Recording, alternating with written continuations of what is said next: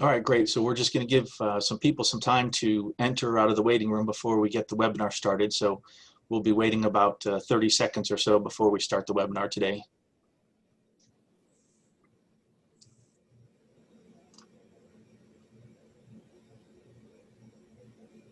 I think we've got a good group of participants that are starting to come in out of the waiting room. So just another 15, 20 seconds or so, and then we'll start our webinar.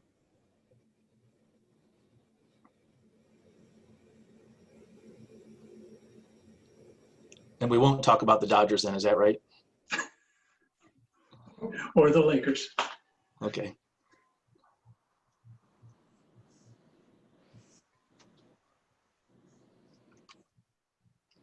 All right, we're just waiting for a few more people to come in from the waiting room, and then we'll get the webinar started.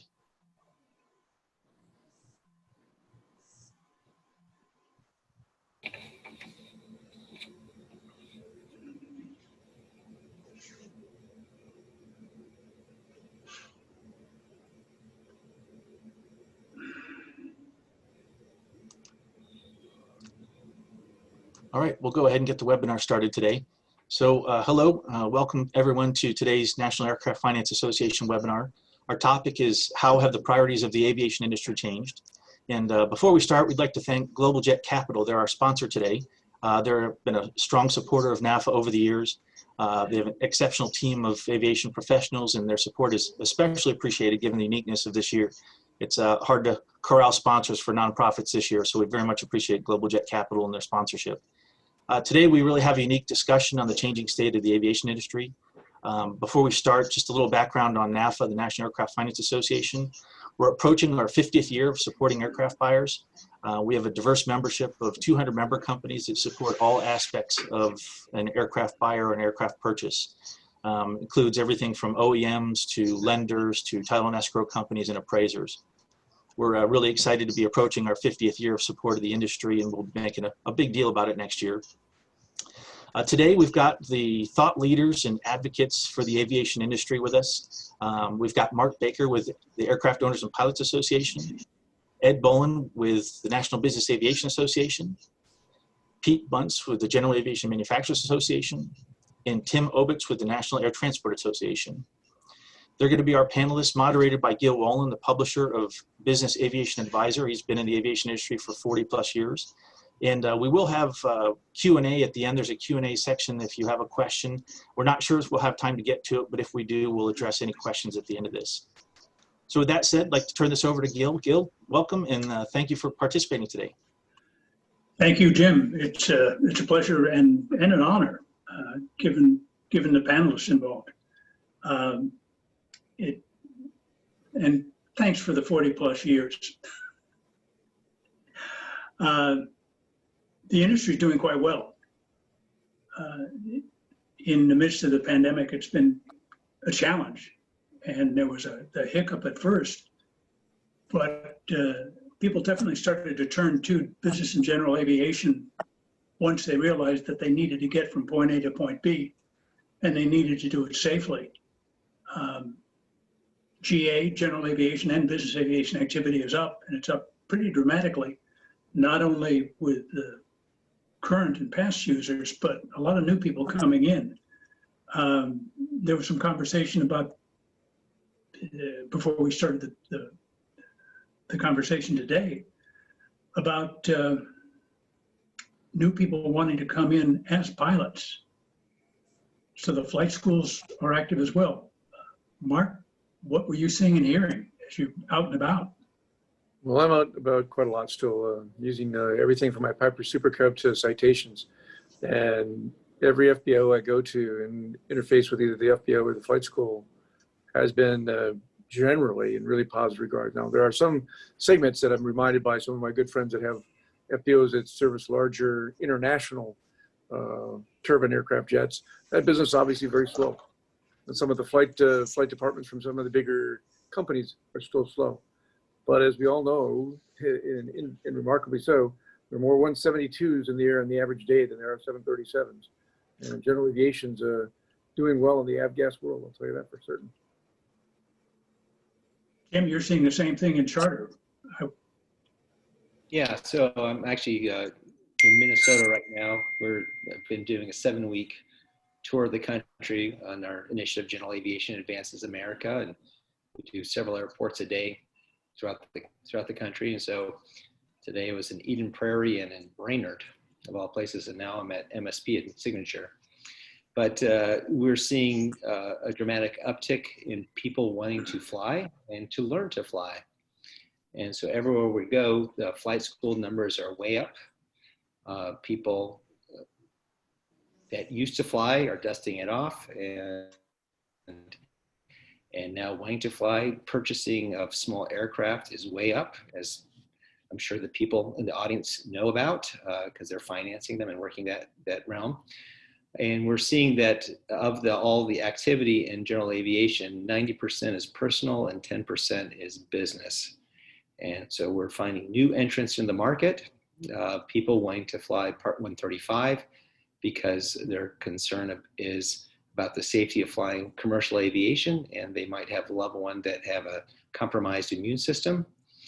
And it's interesting to deal with these new entrants into the market because they don't understand the convenience and the security aspect and all aspects of what Part 135 and the FBO experience. And in fact, we were seeing new entrants showing up 2 hours early to the FBO to board their plane because they think they had to go through security at the airport as opposed to the FBO. So it's been an interesting training part, and we've been working with our FBOs to interview these people, and they all say that they're not going to go back. They all fly 2 to 3 times a year someplace, and they're not going to go back to commercial aviation because their experience has been so wonderful dealing with the FBOs and the Part 135 experience because it's clean, safe, secure, and obviously convenient.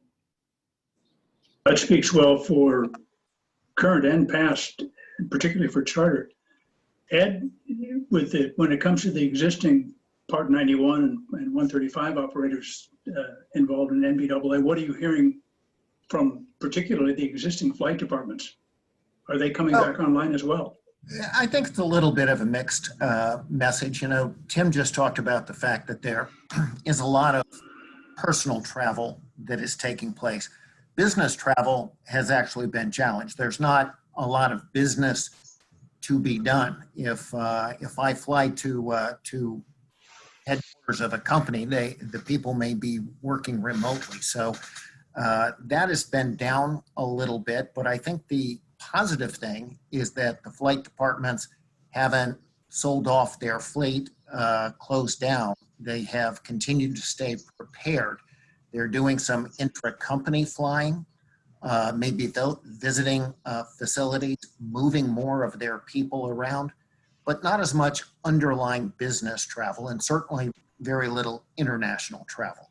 And I think that's why you see, for example, if you look at the operations at Teterboro, they may not be as robust as some of the others that have been discussed.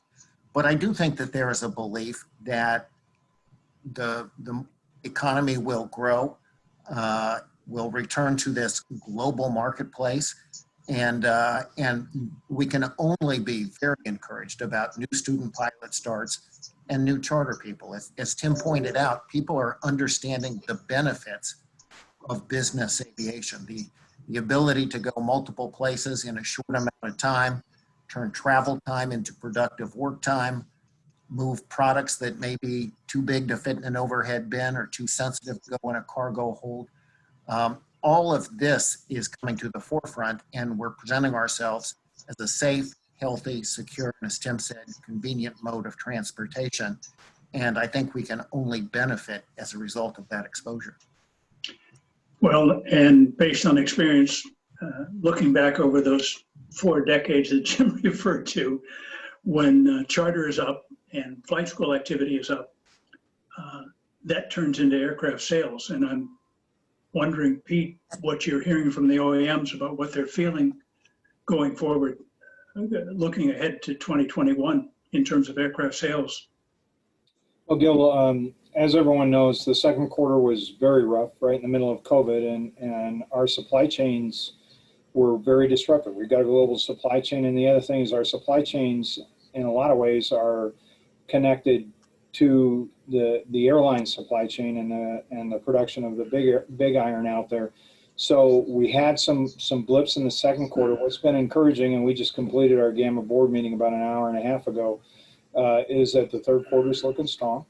And depending on where you are in the spectrum of products, exactly as Ed was describing, the higher up you go, the more challenged we are in international travel. But actually, even some of the real large business jets are seeing some inquiries from areas that we had not had before.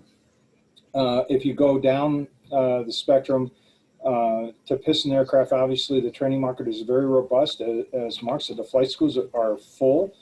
Every single flight school I've talked to said they're operating at capacity, and we think that talking with a lot of them, that there are a lot of Americans out there with some discretionary income. They've been sitting at home. They want to get out. They want to learn to fly. And there's another dynamic out there that I think is fascinating. If you look at the real estate market, Mark and I have homes up in a very remote part of Wisconsin, and you can't buy a place up there because people are moving out of the cities. They've figured out how they can work remotely, but they need to still have some mobility. And we've got this network of 5,000 plus airports out there that are just publicly owned, not to mention all the private ones. So all of a sudden you say, I can use GA for mobility. And now with the virtual connections and everything, I don't have to be in the city each and every day. And I think it's a fascinating dynamic. And once people move out of the cities, they aren't going to come flying back as soon as we have a vaccine. So I think it's a fascinating thing to watch right now. That's interesting. There's been some concern with people getting used to working remotely that maybe they won't have the requirement for traveling. And yet what you're saying is the opposite may be true, is that because they were able to work remotely, that being able to use general aviation for the travel that they need to make, the trips they need to make, works in our favor in terms of the industry.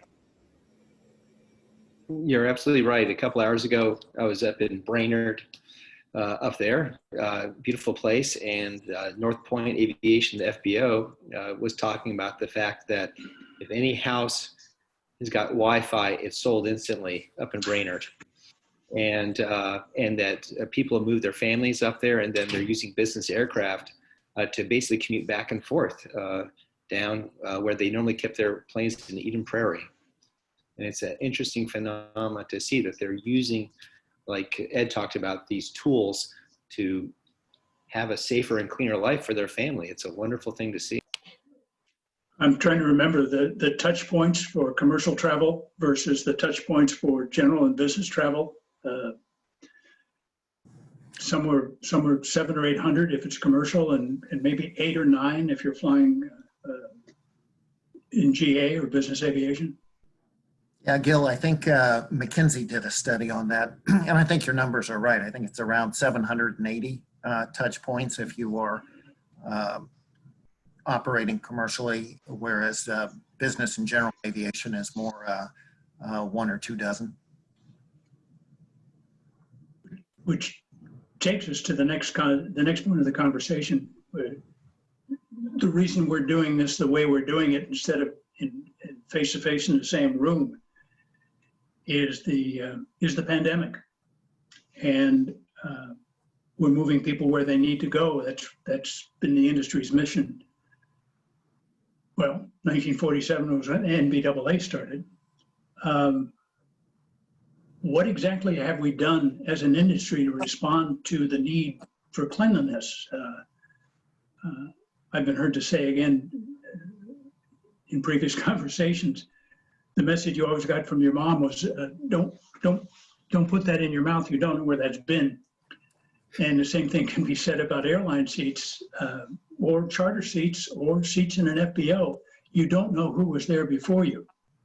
And maybe you don't want to sit there. So what are we doing as an industry to make sure that the airplanes and the ground facilities are acceptable to the passengers and safe?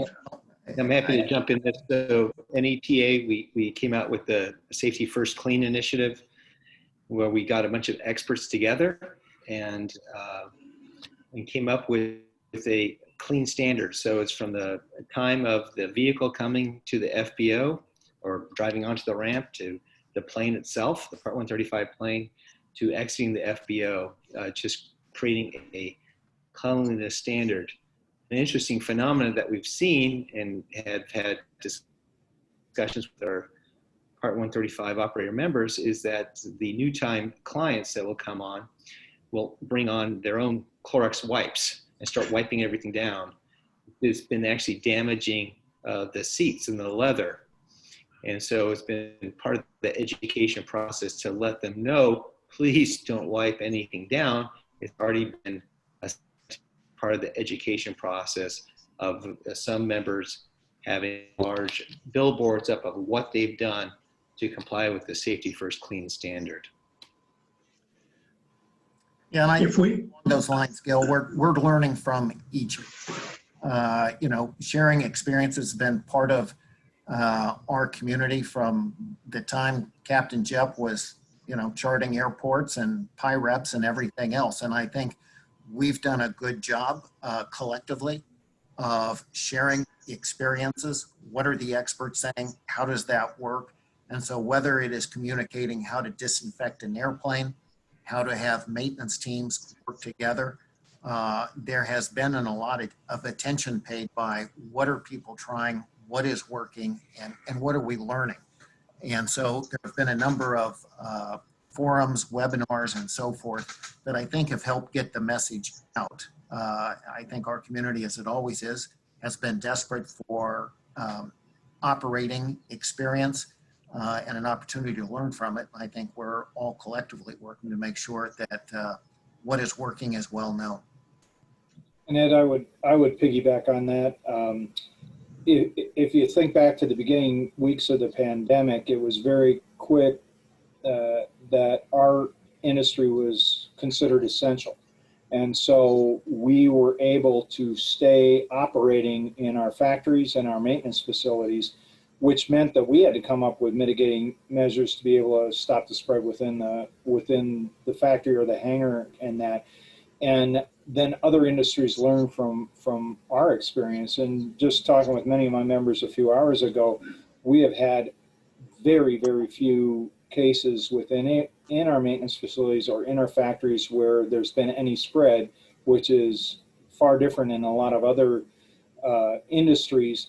The incidents that we've had have been mainly people catching it at home from another family member, but because we do a good job of communicating, saying if you don't feel good, don't come to work. We're testing people, taking temperatures and really surveying people coming in. It is surprising to me how few incidences we have had within our factories and maintenance facilities. So again, aviation is risk management. We do this each and every day. And I'm just thankful I'm in an industry where people do smart things with risk management to be able to handle this pandemic.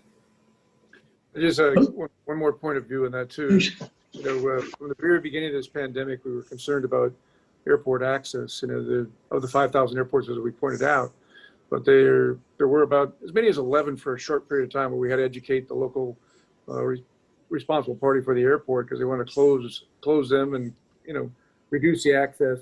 We reminded them that it's a federally guaranteed access, and if you're not going to close the highways, you're not really saving yourselves anything anyway. And to date, all airports in the whole community remain open. We also have a website up that has all of the different restrictions, and it's updated daily, weekly. If you've been to this state, you may need to quarantine yourself for this amount of time. That's being accessed thousands and thousands of times a week because people need to know before they go about what the expectation is in those communities. You might want to add one other point, and that's to caution the aircraft owners not to use the Clorox wipes on their leather seats. We will do that too. Just one last thing on that, Pete. You talked about the ability to learn and mitigate risk, and I'll just give a shout out to the FAA. Obviously, we've had tower problems. We continue to have tower problems, but we've quickly adapted to learning how to operate when there's an ATC 0 situation. And what we are learning is a lot of the procedures that we had in place work. they work on a large scale.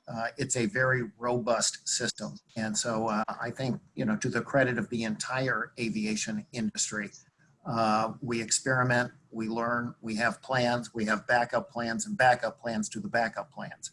And we're not afraid to pivot from one to the other. I think I have one more thing for Pete's group is that, I think it's amazing how many of these manufacturers stepped into other categories to build PPE equipment, move it around. So the response from GA has been strong from both the manufacturing and the output, as well as being involved in getting critical equipment moved around the country. It was a lot like the entry into World War II, where the auto industry and everything pivoted, virtually overnight to be able to start building munitions and things like that. To Ed's point, Administrator Dixon just said when he was with us a little while ago, last night 2 centers went down. They were only down an hour. They got in the cleaning crews in there and got them back up right away. And that's a real testament to being able to do that. And also what all of us have done collectively to figure out how you can use ultraviolet ionizing and different things like that to be able to quickly sanitize an area. So hats off to everyone to work this problem. And not only the ground facilities, but the aircraft manufacturers themselves examining how the HEPA filters work and everything else, so that the overall safety, even once the pandemic passes, the safety within the ground facilities and within the aircraft is going to be better than it was.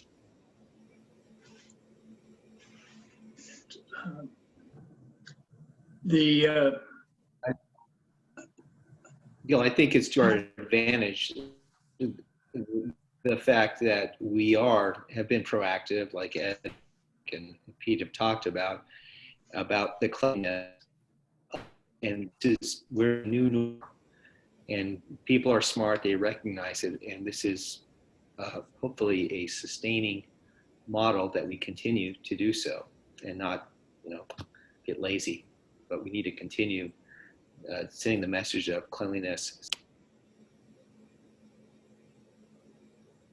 The other sidebar that's occurred as a result of the pandemic has been a requirement for support from the federal government with things like the CARES Act, providing relief for the industry while we were getting our feet under us in those first couple of months. What other legislative priorities do we have going forward, looking forward to 2021, assuming that the pandemic is brought under control? What are the other issues in front of us dealing with what could be a differently shaped federal government? I have a view that, the privatization, which was a number of years ago, privatization was our hot topic. And we now have supreme evidence about how well that doesn't work in Canada. To remind people that now that they're going to have significant user fee increases because they don't have the income to support that privatized system. So I think we know that there's going to be pressure on all counts in government for finding user fees or taxes to kind of fill in some of the expenses. And I think we have to be vigilant in our world to say, we know that there's going to be needs. We have to recognize that general aviation has been a big part of employing, hundreds and hundreds of thousands of people, $250 billion of economic output. So we're going to have to be, I think, in a little bit of a defensive mode, is my view, as new sources of income and revenue are going to be expected at every level. And Mark, I would piggyback on that one. We carefully watch what's happening over in Europe, and each one of our associations is deeply involved in the sustainability argument, which I think is one of the biggest threats to our industry right now, just because it's easy to put a target on our back. And if you look at what happened in France recently, there was a commission that went forward and recommended to President Macron in France and said, general aviation has no value added to society, period, dot. And I was just astonished when I heard that from our Brussels team. And my incoming chairman is Nicolas Chabert from Dyer, and he reaffirmed that. And we are going to have to get out in front of this to make sure that even though we are such a small contributor to greenhouse gases, it's easy for everybody to point at us And I'm very proud to work with my buddies here, and we're taking this on full board because it's going to head over on this side of the Atlantic more and more. And so we've got to do all those things of pushing technology, of making our point, to being out there and talk about the utility of this industry. And we cannot rest at all. Yeah, I'm sorry. I think that's a really important point, Pete. And it's one of the reasons that we're collectively working so hard to promote sustainable aviation fuel and to focus on all of the things that we have historically done, including the use of composite technologies, adoptions of winglets, adoption of GPS, all of the things that we have done to consistently reduce our environmental footprint. But we're looking for step functions now. And I think sustainable aviation fuel is one of the keys that we are all working on. But we're also seeing, tremendous advances in electric propulsion, hybrid propulsion, perhaps even hydrogen propulsion at some point. In a lot of ways, this is a really exciting time for our industry with drones, advanced air mobility, supersonic, commercial space launch, all of these things. But we are going to need to fight. We're going to need to promote a strong and diverse workforce. We're going to need to make sure that we are proactive on sustainability. And we've got to make sure we've got public support, the support of policymakers and opinion leaders, which means our public image is very important going forward as well. I will add to that. We tend to speak primarily among ourselves because aviation people like to hang around aviation people. When I talk to friends who are outside the industry, and I've got a couple that go back to high school, and they will poo-poo the idea of climate change. And my response is, we've got this multi-billion-dollar industry providing transportation for industry leaders that has stepped forward and said, enough. Whatever we contribute to climate change in terms of carbon emissions, we're going to deal with it. And when I sent them the links to the sustainability summit that was held a couple of weeks ago, the response was, I guess this is real, and here's an industry that's taken a leadership position. So I want to just take a minute to congratulate all of you for being involved in that, and all the people that supported it, because it will have reach beyond just our own industry and beyond just Congress and the influencers there. So thank you. Well, I would just add, Gil, Tony LaFave just briefed this morning to our board. We heard the announcement about SFO going totally to SAF, and he just emphasized, he goes, this is something he did not expect, the overwhelming response to this, which to me proves what my buddies here, what we have all been saying, that, it's just gathering momentum. And we as an industry, general and business aviation, we really can lead on this, because there are companies coming out of the woodwork that say, I want it, where can I get it? And that's why what we've been doing with Book and Claim, what we've been doing with working with our friends in the oil and gas industry, as well as our distributors, to be able to figure out how we can do this and spread the word. And it's now, we had Heinrich Holloway from the European Commission with us this morning on the conference call, and he recognized what we as an industry are doing over in Europe. And he said, we are backing you all as much as we possibly can with what's called the Green Deal, not to be confused with the Green New Deal over here, but the Green Deal that the European Commission is doing over there. And the momentum is just building rapidly. So I couldn't be more proud of what we all are doing collectively together. So the SAF coalition, we are working with members of Congress currently to try to get tax credits so that sustainable aviation fuel is on par with renewable diesel. Right now, the refiners can make more money doing a renewable diesel and not taking the extra step to do sustainable aviation fuel. And we need to fix that. So we are working on that. GAMA, NBAA, and NET are working on that together collectively through the SAF, Business Aviation Coalition.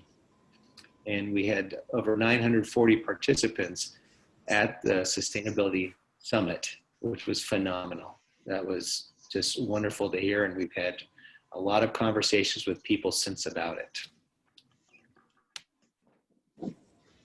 Well, the sustainable is one thing. Made a reference a little while ago to moving even into electric. It feels like electric's going to have a greater impact on the light aircraft before it moves into the business end of things. Mark, are you seeing that with the light aircraft? Well, I think the combinations, there's some very significant interest, as most of you know, in the E-Flyer and the pure electric as the training market evolves earlier because of the kind of the cycle of less than 2 hours for an average lesson, and taking the cost way down, and obviously reducing emissions from a lead perspective while we continue to seek a lead alternative for piston aviation fuel. But I think most of us, from a reality point of view right now, are excited more about the hybrid combinations of electric and combustion engines that can provide the distance for larger travel. But the combinations of technologies and evolution on the investment is so significant in these categories. Something good is going to come of it soon. Well, and Gil, I want to take a little bit of deference to what you said, because you got to think a little bit in a different paradigm of light versus bigger aircraft. Because if you look at, we have 8 companies now in the certification queue for developing some of these advanced air mobility machines. As Mark talked about, we're going to get trainers out there that look like conventional aircraft, and they're quite frankly simpler to certify using the changes in Part 23 that we all worked on. But from day one, when you have Bell Nexus or Joby or Airbus City, when they start operating, they are business aviation from day one.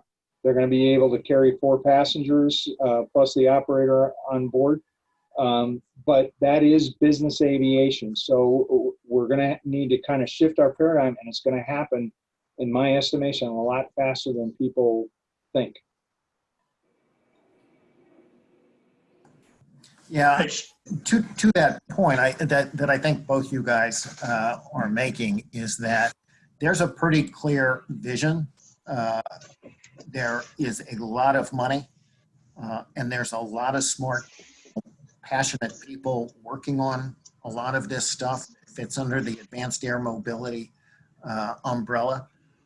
Usually when you have a clear vision, you have a lot of passionate, brilliant people and a significant amount of funding, good things can happen. And I think we've already seen that our imaginations have been fired by this. The progress is very real and tangible. Pathways are created forward. So I think it's a very exciting time. And I think we are going to see some results, Pete, sooner rather than later. I think you're right on target there. I have no problem standing corrected. Thank you. With the growth of activity, people coming in from outside the industry as users, there's been a little bit of a tendency to borrow a friend's airplane. And as we said before, it's not like when you were in college and borrowed somebody's car and put gas in it to go home or to visit a friend in another city. As soon as money changes hands, it can be construed to be a commercial flight. And there's been a real issue both here and abroad now with illegal charter and the governing body saying, time out, this has to stop. Tim, NAT has been on the forefront of the illegal charter issue. Is that something that's going to continue? Because I'm hearing from the FAA that they're after this with hammer and tongs. Yeah, so the FAA has been a wonderful partner with that, along with Homeland Security and Customs and Border Patrol.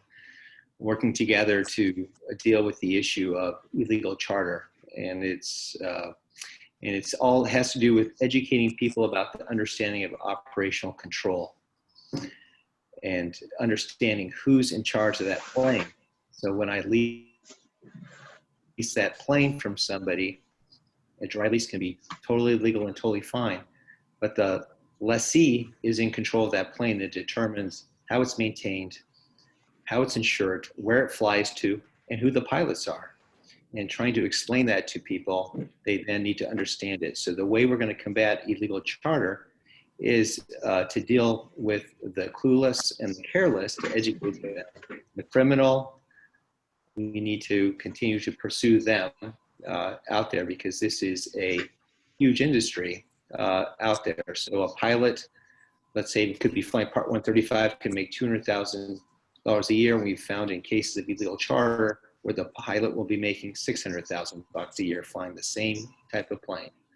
And so we have to understand and teach the pilots about this because many of them are just clueless and careless. And so we're working hard to do so with the FAA and to also work with their inspectors so that they understand it as well. I want to just add on to what Tim said, and Ed and I and Pete all agree. The last thing this industry needs is illegal charters that risk safety, and again, careless and clueless are big leaders in that. And then there are some real bad operators that need to be removed.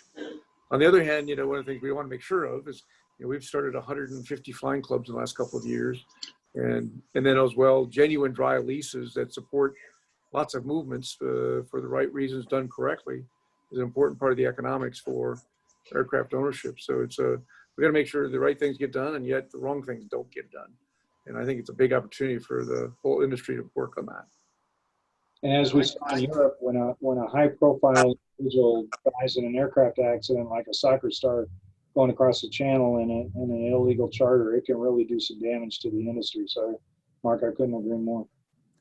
And I think Mark's exactly right. This is about making sure that we can get to the clueless and the careless.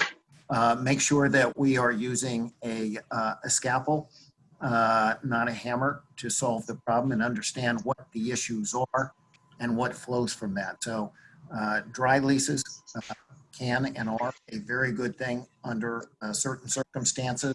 Operational control is a big issue. And I think our ability to come together, to put things on, to provide important guidance and information will be the key. We want legal activities. We do not want illegal activities, and helping everyone understand which side of that line their particular situation is important. I'm going to go back about 25 or 30 years and say this is exactly what the industry did when it came together with the issue of fractions being subdivided and shared. And it led to the creation of 91 Subpart K as a result of the industry taking aggressive action, recognizing that there was a potential problem. So again, thank you all for paying attention.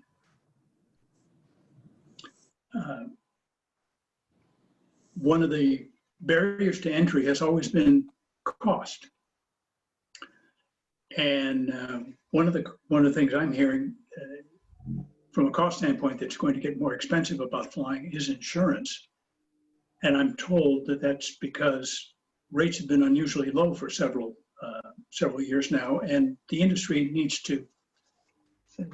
industry needs to make up that shortfall over the last few years. Are you hearing the same things? Well, I sure have. I would say I don't have a day that doesn't go by that I don't have a member who is trying to either move up into from a piston to a turbine to, or to a multi-engine, and either the cost is significantly higher than it was 2 years ago, or in some cases at some ages unobtainable. And we were working really hard educating the underwriters on the age thing. We cannot see a correlation. We do not, nor does the NTSB, on age related to fatalities or significant accidents. There may be some incidences that we have to figure out how to have different deductibles on. So we're trying to address the age thing, and And hopefully we've got some ideas that are being moved through the industry, the insurance industry, the underwriter industry, that I think are going to come to fruition here pretty soon. But the cost of insurance, and whether it's the pool and how big it is, and some of the large accidents and liabilities, and even to the degree that business interruption costs are out there, significant. We are working at it really hard, but it's a challenge, I'll tell you. I would consider it the number one threat to GA right now. Really? Yeah, it's So really, we go ahead. no, you go, Tim. Okay, we have to be mindful that the premiums 10 years ago were higher than the premiums now being doubled. And so it's part of this cycle that's happened out there. A real issue though is owner operator trying to fly by himself in a jet engine plane. It's very tough to get insurance for that. And I know Mark's working on that. We're working with the underwriters as well, trying to understand that. Some people are placing their planes with aircraft management companies because they have the relationship and can get the insurance through their plane being managed. And so there are ways to work around the system and work within the system, but it is a problem that we need to address, and the premiums are going to go up for the next 2 to 3 years for sure. But we need to make sure that people that want to fly can fly, and that's part of the problem now. Well, and I think we also want to make sure, and we're working, all of us, to understand what are the real discriminators. So it's easy to say a person over this age, an owner-operator in a turbine aircraft, but you get down to what does that really mean, and what are the alternative ways to get, is it training? Are there ways to pull the data and be able to provide that in a compelling way with insurance companies, and make sure that people don't just make some statements and say, well, you fit in this bucket, there's nothing you can do. We want to look for ways that we can say, with this training, with this operating experience, we should qualify to be able to fly at, a certain age, in a certain environment, because we've trained for it. We're more current. Those are some of the things that I think are important, that we're able to not just fall, well, you're in this bucket, there's nothing you can do. And some of the brokers out there, what they'll do to get the owner operator in them is they'll pull 3 underwriters together or 4 underwriters to share the risk. And that's the path forward for the time being. As we look, it's obviously we've been approached by some of Pete's members, the OEMs that have the smaller, light jets, saying, "What can you do? We can't, qualify this person to get insurance, but we want to sell. They want to buy the plane," and that's a real problem. I'm sorry. Go ahead, Pete. I would just echo what my 3 buds have said here. To Ed's point, we had several of the large insurance companies in a board meeting last fall, and for us to be able to get our customers the best insurance rates out there, we have to build a story. That's what we were told. We have to build a story. Each one of those has to be able to talk about what they do in training, what their qualifications are, what their currencies are. And I know all of us are trying to work this both together and then individually to find out what the best formulas are. And I guess the one message is that if you have an aviator that takes training seriously, that wants to be one of those that you can that listens to the outreach that all of our associations are doing, it's incumbent upon us to try to help them be able to figure out the best path that they can go forward with to get that insurance. And that's the challenge to all of us, and we're all working this hard, because I agree with Mark. I think in the United States, it's the #1 threat to business and general aviation. Oh, I'm Let going me just tap up with one more thought on that. And that is what Tim said. We get members that argue about, my insurance went up on my Bonanza $400. That's not the real problem. It's the availability and then the transitioning levels to get to the next airplane and what it's going to take to get it done. Some cases are just unavailable, or you turned age 74 or 5 and you're no longer insurable. So I'm really fighting for the insurability factors. The economics, if we can, in the industry, reduce the claims, the economics will work out for themselves over time. I want to touch on economics for just a minute and once again say thank you to our sponsor, Global Jet Capital, because economics of acquisition are their business. So thank you again for making this webinar possible. You've touched on something else when you talk about people turning 70. And the question then becomes one of fitness for duty. Going forward with the increase in technology and our increasing reliance on technology, do we need to deliver a message that people need to pay attention to fitness in ways that perhaps they didn't have to before, if for no other reason than to qualify for decent insurance rates, despite the fact that the technology has taken a lot of the burden of flying off your shoulders?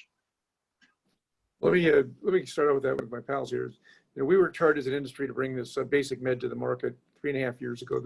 We celebrated yesterday over 60,000 people are flying under basic med, which means in my mind, they can work with their own primary care doctor to fly general aviation up to 6,000 pounds, up to 18,000 feet, and have a great flying experience while making sure that they're taking care of their health. And those of us that fly a lot and have taken medicals for 30, 40 years know that even the best medical may be a 24-hour guarantee at best. And that, we have to be responsible every day before we get in the cockpit to assess our, fitness to fly. But at the end of the day, we can't find incapacitations or things like that are driving fatal accident rates, nor can the NTSB, nor can the FAA. So I think by working together, we have got more people flying today. Our active number of pilots flying has moved up from a bottom of about 570 a few years ago, probably 4 years ago, 570,000 to now over 650,000 people that are actively flying as measured by some type of medical. Some part of that was due to the basic med. Some part of it's just due that there was a demand for airline pilots up until about 6 months ago. But there are going to be people that are entering or re-entering general aviation here, and we want to make sure they can access reasonable health and getting their medicals done. That's one of the challenges I've seen with the FAA with special issuance. They're still running way behind. Yet on the other hand, they did a great job of getting the basic med rolled out. I think if you look at the technology question and you sit there and you go, okay, we're given more technology in the cockpit. All of us know that, sometimes working the technology, if you make a mistake, all of a sudden it's best to just click it off and hand fly it. And some of these folks that have been around a long time, that experience accounts for a heck of a lot. And so we are at that fascinating stage in aviation history. You think about, and we spent a lot of time talking with the administrator this morning about, what we're learning from the 737 MAX investigations, what's happening on the Hill and everything. But think about it, in the 737 MAX, we have stick shakers and we had the MCAS system on there to try to make an airplane feel right like another airplane, when if it was a computer flying it, we wouldn't need any of that stuff. And we're in that transition period right now. And so the more that we can go and as we bring in younger pilots, we bring back older pilots in that, to really focus on having them be part of this community and listen to what our associations are telling them about training and currency and the capability out there. I mean, I can't even think about flying without, having a tablet in front of me and having one of the great products out there is telling me where the weather is right now and where the terrain is. In this day and age, we've got these incredible tools to keep us safe, and we have to have people that feel confident and be able to talk to other pilots to be able to use it. Yeah, I think it's just a lot of going back to personal accountability too. I mean, whether it's, I'm safe or whatever it takes, where you're reflecting on what your personal minimums are, that you're cognizant about things like sleep and medications, mental health issues, physical health issues, and you're able to objectively make an assessment for yourself, run through your personal checklist just as you do the checklist for the technology. But I do think as we move forward, that human technology interface, is one where training experience, there's a lot that comes into that. And it's incumbent on all of us to again, share experiences to help each other get through. At NBAA, I know you know, Gil, we celebrated Safety Week last week, where we had a single pilot safety stand down, a national safety forum, and in between we did a town hall where we focused on a couple pilots who dead stick their citation into Savannah. We call it the Save in Savannah, and just work through what happened. How did we get there? How did we work through it? And I think it continues to be a lot of what do we need to do as individuals? What technologies are available? How do we bring that together and share our operational successes and failures? Well, in particular this time, as we come out of, presumably we're going to come out of the pandemic, there's been a lot written about emotional and mental fatigue, depression, and the last thing you want to do is get into an aircraft with a pilot who's not 100%. And so anything we can do to support the mental aspects of flying going forward, particularly it's to watch the airlines laying off pilots who are going to be looking for work. It's going to change the nature of the workforce going forward. Again, I've said this before, as the boomer generation retires, we're looking for the replacement set Of course, to come in and fill those slots. Of course, every airport I've been at lately, you see the happiest people in the world. You walk out to an airport and people going, I can get out, I can fly, I'm looking at the colors. The last few airports have been packed. I mean, just packed, and just the happiest people, and more activity at the fuel pumps and everything, and people talking with one another, and this is a great time. As Mark said, I mean, people are flying a lot, and I think it's the best stress reliever of all during COVID is to let people go out and fly. No argument. No argument. With the blue side up and a green side down, no argument. The workforce, the theme of this is going forward. What's coming down the road? And we've just touched on the workforce a little bit. And we've talked about the flight schools, bringing people in, looking at it as a career, STEM programs. There's a lot going on now. There's an awareness of STEM. Just had a conversation with a young woman who took an A36 around the world a couple, 3 years ago, Shasta White. And her goal was to inspire as many people as she could, women and girls in particular. What else can we be doing? What else is going on as an industry? What else are we doing? Well, let me start out by saying, at AOPA, we started this initiative half a dozen years ago, STEM curriculum in high school. It tested through 9th, 10th, 11th, and now this year their final test for the 12th grade. We're now up and running. It's no longer a test. We will have over 400 classrooms with over 8,000 kids right now taking these classes, mostly virtually, by the way, because the program is set up that way. It's all been provided by donors to the AOPA. And what's really interesting as a voluntary part of the STEM curriculum, about a quarter of these young kids are young women taking these classes. About 40% are people of diverse backgrounds taking these classes voluntarily to want to learn about how to become in aviation. Well, I think there'll be a little bump in the road for certain over the next couple, 3 years for aviation careers, particularly to airlines, but maybe made up in some cases by GA and particularly 135 operations. When you retire a whole bunch of pilots over age 58, you're still creating a demand that's going to be out there in the future for that particular role. But I think because of I think significant, and I believe for a long-term permanent change in GA's value proposition, in whether it's the course of business or seeing family with those that are interested in being part of a club, partnering or buying their own aircraft, GA has never had a better value proposition to get people involved, because it's about, can you even get to that market anymore via the airlines? Do they go very often? Where I believe the airlines are perfectly safe from a a crash point of view, they've done great things over the last 20 years. The different value proposition is you're in your own capsule with your own people, and you're going to direct from one of these 5,000 airports to the other. That's never really been a total value proposition like we have right now. And now these young kids in high school are learning it. So we're excited about that. And why it's so important, and what Mark has been doing, and what we're all doing up on the hill with some new initiatives coming forward, the outreach in STEM, is people have no idea how many pilots we are going to need once these advanced air mobility vehicles start to be pumped out.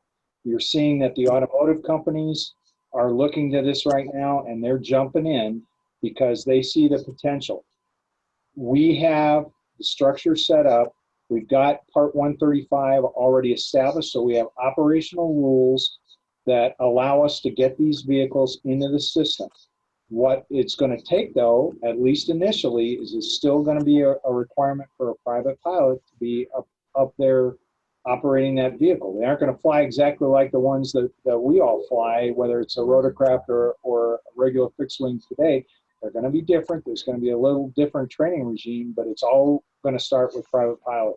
And so the future, this is going to be so exciting to watch. And what I know, Mark, you're doing, and Tim and Ed, what we're all doing together to lay the groundwork for a big expansion of what's going to happen in the not too distant future is just jazzes me no end. Yeah, and I want to go back to an important word that Mark used, and that's diversity. Gil, you mentioned Shasta Ways flying around the world and inspiring a lot of girls, a lot of women about aviation, and I think that is a really important part of our future, to make sure that as we are taking the message about aviation and the excitement and the inspiration and STEM opportunities, but to also highlight the diversity of people currently in it and how we're reaching out to places we haven't reached out to and populations we haven't been as inclusive as we should have been. I think that's a big part of how we go forward. We want and need the best and the brightest in our industry, and we need to make sure that people from any place can feel that they are part of our community. They can bring their authentic selves here and really help us get to where we want and need to go as an industry. So, Gil, if I could Yes. jump on this as well. I mean, there's been a lot of great things that have been done to attract kids to become pilots, but we still are working hard on the issue of the A&P. How do we attract those kids? And when I travel around the country, I see maintenance shops in rural America where they'll go to the high school and they'll start apprenticing these kids and work with the local vocational schools. So it's critical that we mirror or partner together the aviation businesses at that field with the local community schools or the vocational schools, so that kids can understand that being an A&P is a very high-paying job and is a wonderful career. And we need to work together, and we are working together on that. And what's interesting is that when we all work together in the FAA reauthorization to get funding for workforce development, and then it had to be appropriated. The person who appropriated it was a person who you would never think would be for us in a way, because we tend to be, I mean, I hate to say it, elderly, older, 56-year-old, 70-year-old white males. And this was, Careful. I know, this was a person that represented large inner city group, and we went to her and explained to her that the funding of the appropriation for workforce that we needed, we can reach and help a diverse population to create good jobs. And it's a great message. So it doesn't matter what your party affiliation is. It's a message that resonates across the board, and we need to keep working on that realm. Just here in DC, Tim, to that point, the University District of Columbia over at DCA has a training program for A&Ps that take folks from inside the city here, take these young people over, and every single one of them they have one of the highest pass rates in the country every single one of them is hired, has a job well before they graduate, and most of them are making more than what their parents make in their very first job. And the more we can start telling that story, to Ed's point, we can work on diversity into this industry, and we have a great story to tell, and we really have to go after that. And there's great programs in a lot of our big cities. The more we can get the word out and partner with our friends in the airline world, the better off we'll be. I'm going to add a personal story there. My son, I'm going back almost 40 years now, 30 some years, had no interest in flying, absolutely none. My dad was in the industry, I'm in the industry, he had no interest at all. But he got a job pumping gas up in Broomfield, Colorado. And one day, one of his tie-down customers let him handle the airplane, took him up around the pattern. And he landed and he said, "That's it, it's done." And he went through college, flew canceled checks. Once he built up enough time, and now he's flying for FedEx. But it was one flight. It was one flight as a high school student that changed it and introduced him to the industry in ways that you can't by reading a book. We're coming to the close of the hour. I want to thank everybody, starting with our sponsor, again, Global Jet Capital. They've done a wonderful job helping us bring this to the attendees, and it will be recorded and available for others who were too busy or unable to attend. Thank you, NAFA, for making this possible and bringing this information to a wider audience. And with that, I'm going to turn it back over to Mr. Blessing. Thank you, Gil. Very much Thank you appreciated. again. Thank you for your time. I think we've heard over the past hour that it's a challenging environment, but it's also a very active and very exciting environment right now. We have a lot to look forward to, and we really appreciate the gentlemen here taking their time today, Mark, Ed, Pete, and Tim. Really appreciate your participation, your support of National Aircraft Finance Association. It's been a unique environment. Again, thank you also to Global Jet Capital.